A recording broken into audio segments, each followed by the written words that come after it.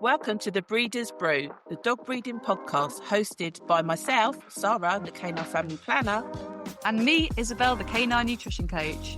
We're promoting responsible breeding by unpicking the minefield of breeding myths and methods for owners wishing to expand their whelping wisdom.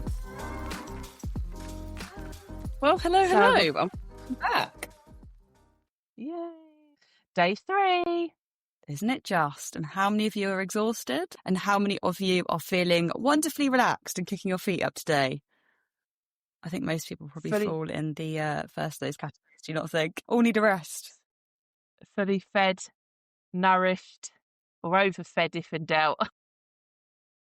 The overfed. Bored of the Christmas TV. May have experienced some snow. Oh, wouldn't that be a luxury, having a white Christmas? Not down here, that's for sure. But I'm sure some areas of the Highlands, possibly. You never know. Be interesting. You have to let us know, guys. Did you get snow this Christmas? Wow, international audience, Isobel. That's true. Yeah, that's true. But then again, you've got to be in the Northern Hemisphere to be in winter right now, haven't we? I've got friends that are currently celebrating their holiday traditions on the beach in Australia, living their best lives. And I think, oh my goodness, my brain can barely comprehend that some countries even have sunshine right now, let alone warm weather. So when is Australia Day?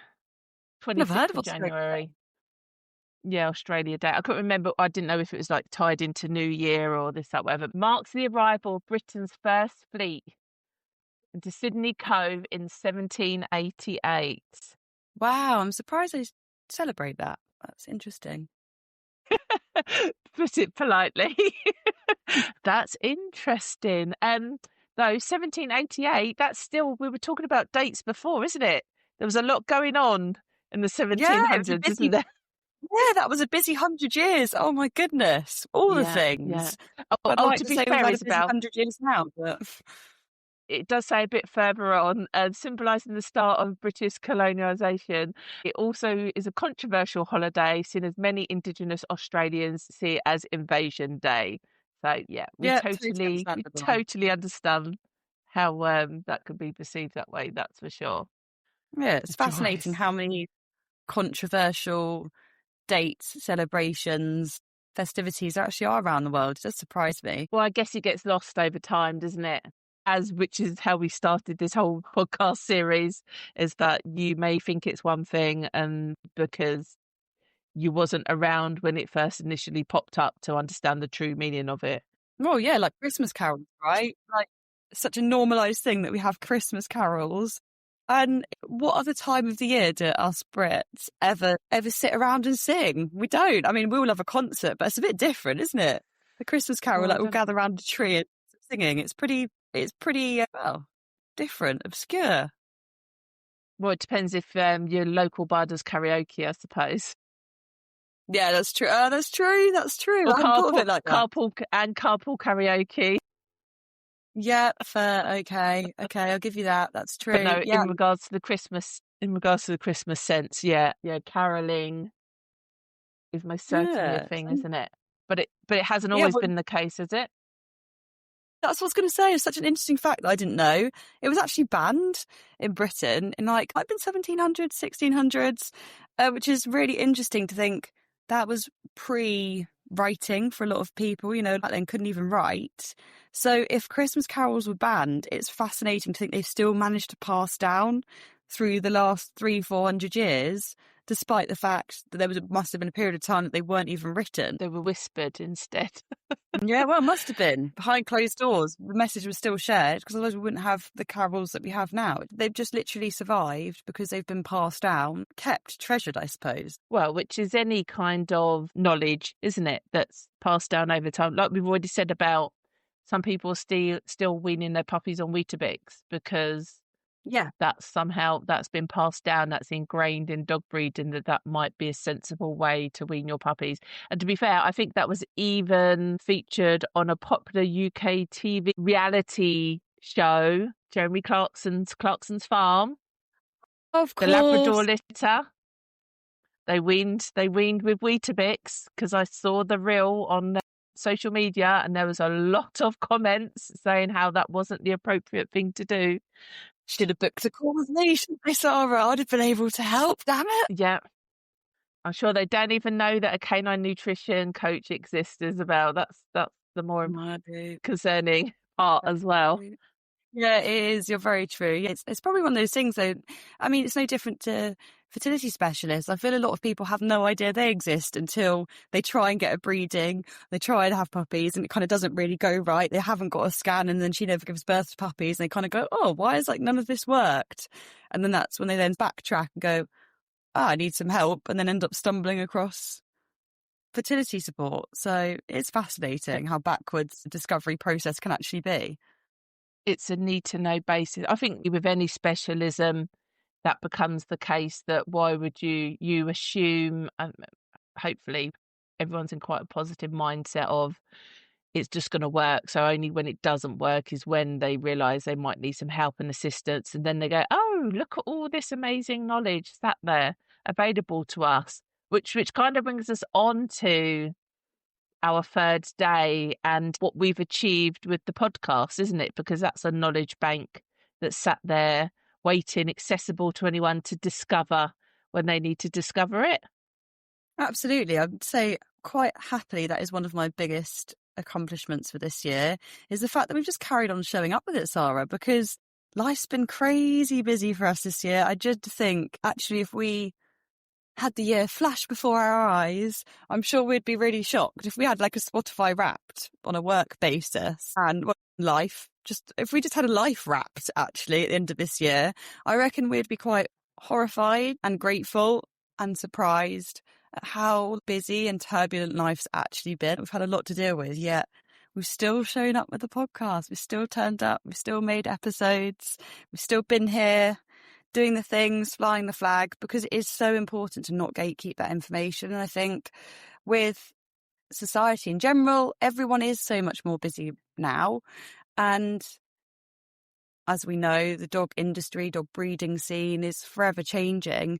And I don't feel it's not very often that you'll meet someone now that say, oh yeah, well, I breed because my mum bred, or I breed because my auntie bred, or my dad bred. It seems to be very much people end up having a litter because their girl's lovely and they want a puppy from her. There's no generational pass down, or very rarely is there generational pass down with this sort of breeding knowledge now. So I think the podcast is probably more important than ever to give people that source of familiar, trusted advice in a way that is really accessible and really consumable. Yeah. Especially when we're this generation of content everywhere now. So it's all well and good there being a blog and another book to read and another article to read. But realistically, we're all busy. Like, who has time for that? So I'm really proud that we've gone out on a bit of a limb here and done the podcast and carried on for another year. Yeah, I think, well, when we think back, Isabel, to January this year, because we dropped series 1, and then that was it. We got busy with life. And then it was literally Jodie coming down at the beginning of the year because she wanted to catch up with like-minded people, that we thought, oh, while we're here, we'll do a podcast. And then that set the trigger, didn't it, to carry on the next series, the Q&A series. Then I done the annual Breeder Awards series. And now we're rolling into whatever this is, our Christmas series. So that's quite a lot considering the pace of life has carried on non-stop. But what I quite like about it, because it is hassle. It's not straightforward. We've got so much other things to be doing, but we chat anyway. So sometimes we feel like, oh, we should have recorded that as a podcast because now we still need to tell people that information. But I think I like the fact of it's just really accessible in a place like, there's tons of podcasts, but there's not tons of quality dog breeding podcasts. So it's quite nice to be one of the diamonds in the dust of being on those platforms. But what I like the most is that we're just sitting there waiting for someone to find us. And it makes no difference to us. It's like we've done the work, we've put it out there. I think you'll find that our editing has got better as you've gone on. Has improved over time. The quality, the sound quality, hopefully has got better over time. And yeah, we still got plans for 26, but I think the fact that we've captured that information, and it's there for anyone to just discover at any point. And we do have people just randomly contact us because they found the podcast and they love it to bits, and like they've really enjoyed it. And then obviously the main thing is that they learn something from it, and that it improves something about their breeding practices or how they care for their own dogs. And then what more can we ask for? Because well, none of it's free. It all costs money, doesn't it? Even the equipment upgrades that we have, but the investment that we've made into not just time but also equipment, into the software subscription fees that we pay nowadays for stuff that, I mean, I think I literally pay for 2 AI subscription fees, which is crazy when some people don't even know it exists. So our subscription fees are crazy to get quality dog breeding information out there in a good format, in a way that people can easily digest it and refer back to it. So the podcast has been instrumental in that. And obviously when we recorded the first one, series 1, which I can't even think why we decided we thought it was a good idea. I don't know. We come up with a lot of ideas, don't we, Sarah? It's hard for people to make it out to reality because there's just too many. Yeah, Not being enough time. Aquariuses, the ideas are non-stop. But by recording that first series, it's 2 years down the line has dramatically impacted our lives, which we're not quite sure whether it's for the good or not. But it definitely took us down a path that we didn't realise we were going to go down. And obviously we enjoyed it, because otherwise we wouldn't be doing it, would we? But just goes to show, like, some skin in the game, and no different when you're dog breeding. Try something different, you know, and see what works, and see whether you're going to carry on doing that, or whether you reflect on it and you think, no, it's better to try something else, and just keep on improving. Because as Isobel said, like, the dog breeding arena is constantly changing, and I think there's going to be a lot of changes for 2026, which may put some people off, may be the fuel of the fire for other people. I definitely think you're right. So there's definitely a few lessons to come out of it. And I think one is just always persevering. I think sometimes people are so quick to jump on a trend or an idea with breeding, or maybe a breed, or maybe a colour. People are so happy to make that quick jump. And then if things don't quite reward them quick enough, people are so quick to jump onto the next thing. And as with anything in life, essentially you're learning a skill, you're perfecting an art, especially when it comes down to your dogs, and you'll be tweaking their diets and their lifestyles and your breeding plans and everything. And it is a fine art. It's something that takes decades to master and figure out how you can get the vibrations of your program truly working and resonating with everyone else around you, and finding like-minded communities and everything else. It does take a long time, and I think we are definitely this Amazon Prime generation now where we expect instant gratification, and I think breeding just reminds everyone that actually you have to slow down. You know, your girl's pregnancy will take over 2 months. Like, you have got to be patient. So we always say labour can take a long time, and it is like watching paint dry, and you do just have to sit there and just enjoy the process. I think the podcast is quite similar in that. It's, you know, it has been a very slow process, and we've done our best along the way, and it does take a lot of time. You know, you guys sit and listen to us, lucky you, but it probably takes us 10, 20 times that length of one episode to actually get that into your eardrums, compared to the amount of time we spend on it. And everything's just a labour of love. And I think if you're passionate, don't ever forget why you're doing something, because that's when something becomes a chore. That's been something we've absolutely had to remind ourselves with the podcast. Busy time trying to pull this together. It's like, no, the reason we're doing this is because we're so passionate about helping people and not gatekeeping this information. Because if we're not sharing our ideas and practices and experience with newer breeders or people that are trying to improve their standards, then not enabling them to seize that opportunity, and it feels unfair. And I just think, we're over here flying the flag of what we believe in, and we just kind of got to keep marching to that beat, really. Keep banging that drum. So I hope you guys have enjoyed another year of podcasts anyway, because we certainly have enjoyed making them. And we've got a lot more to come in 2026. A lot of very exciting podcasts to come next year.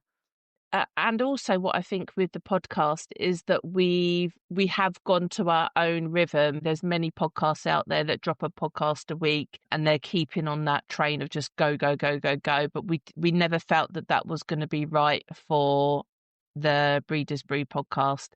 and we've always released stuff in series because we've felt that this is a relevant chunk of information that we should be talking about at that moment in time. And that's no different to dog breeding. And what you've just said is just follow your own pattern, your own passion, and don't be too concerned. Like we said, comparison is the thief of joy. So as long as you're moving forward and positively on your own pathway, that's all you need to worry about. So we have got stuff coming in 26. We just don't know when. Be very soon, Just I'm setting you up sure. there. Well, no, we are, and we're super excited. What a way to end the year! We've nearly hit 10,000 downloads, guys. So if you do enjoy and binge this new podcast mini series we're doing over Christmas, we might even hit 10,000 listens for New Year, which would be super exciting. Not that we worry about likes and followers, as you guys know that have us on social media, but it's nice when you do hit milestones, because it's that thing that keeps you going. I feel like it's no different when you're running a marathon, as we always say, dog breeding's a marathon, and it's like you're in your final few miles and you're counting down. It's like hitting those milestones is really enjoyable. So I think it's really exciting that we've hit almost 10,000 downloads, because I just kind of surprises me if we had 10,000 people in a room. That would feel a lot. I'm pretty sure like the O2 Stadium in London's only like 20,000 or something. So yeah, it's a crazy number. Well, if you had 100 people in a room, that's a lot. I mean, you have a litter of 12 pups. You have 12 puppy owners in a room. That's a lot of people all listening to you and about what you want to say about your puppies. So, yeah, the fact that we've hit those numbers, we've never chased numbers. There's not really been anything on their agenda. It's just, as Isabel said, a nice milestone for us to acknowledge and to sit back and appreciate that, yeah, some of the hard effort that we've done has been rewarded. And obviously it is a good insight into where you focus your energy and whether you should keep going in that area or not. And the podcast will keep coming, so you don't need to worry about that. But obviously, as we always say, if you want to hear from us regularly, you need to join the support club, and you literally get us every week then, and we get to talk about your stuff, not us just blabbering on about what we think you want us to talk about. So don't ever forget that's what the Dog Breeding Support Club is there for. So if you want more of us, and we're no different on a podcast than we are in real life, so to speak. So yeah, there's always opportunity. You might get a slightly more unfiltered version of us in the support club, but that's obviously because we are able to give you totally personalised sort of feedback on the situation, have a chat and sit down and